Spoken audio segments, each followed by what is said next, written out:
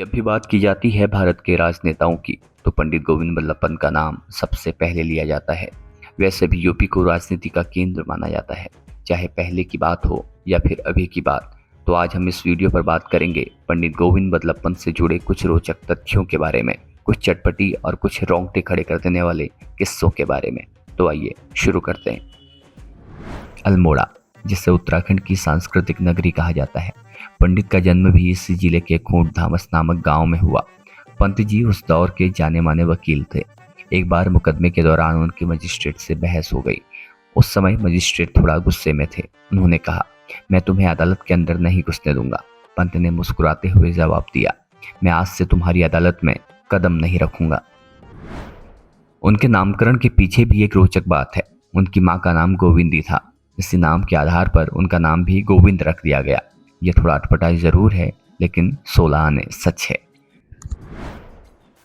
पंत बचपन में बहुत मोटे थे, जिस कारण वो खेल भी नहीं पाते थे, इसलिए गांव वाले उन्हें थफुआ कहते थे। थफुआ एक कुमाऊनी शब्द है जिसका अर्थ होता है स्थापित करना, लेकिन वो पढ़ाई में बहुत होशियार थे। एक बार का किस्सा बहुत मशहूर है। जब मास्टर ने उनसे क्लास में पूछा कि 30 गज के कपड़े को रोज 1 मीटर करके काट दिया जाए तो ये कितने दिन में कट जाएगा। सबने कहा 30 दिन। पंत ने कहा 29। इसमें दौड़ भाग थोड़ी है, इसमें सिर्फ दिमाग लगाना है।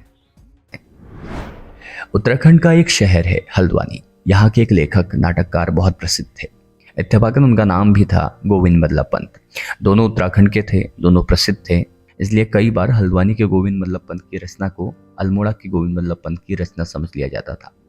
एक बार सरकारी बैठक चल रही थी जिसमें चाय नाश्ते का इंतजाम किया गया था, लेकिन चाय के साथ नाश्ते पर पंत नाराज दिखे और उन्होंने उस बिल को पास करने से मना कर दिया। बिल 6 रुपये और 12 आने का था, जिसमें से उन्होंने चाय के बिल को तो पास कर दिया और कहा कि नाश्ता करने वाले व्यक्ति को खुद ही बिल देना होगा। एक मीटिंग के दौरान जब उन्हें चाय नाश्ता दिया गया तो उन्होंने अपने नाश्ते के पैसे खुद से दे दिए।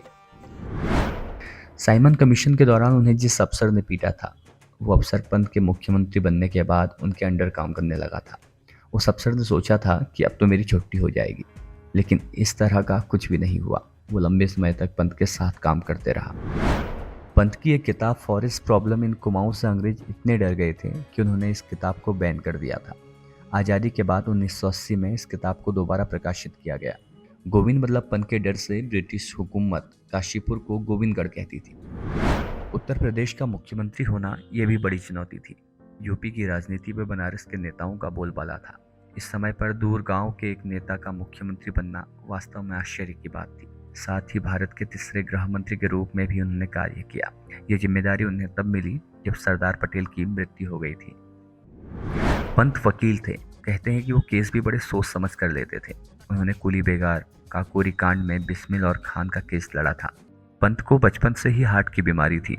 15 साल की उम्र में उन्हें अटैक आया था। उसके बाद उनकी मृत्यु भी हार्ट अटैक से हुई थी। ये 1961 की बात है, जब वो भारत के गृह मंत्री थे। पंत की 3 शादियां थी। पहली पत्नी गंगा देवी और बेटे की मौत हो गई, जिसके बाद घर वालों ने उनकी शादी दोबारा करवा दी। दूसरी शादी से एक बेटा हुआ, जिसका बीमारी के चलते निधन हो गया, जिसके कुछ समय बाद पत्नी भी नहीं रही। उसके बाद उन्होंने तीसरी शादी की। उनकी पत्नी का नाम कला देवी था और उस समय उनकी उम्र 30 साल थी।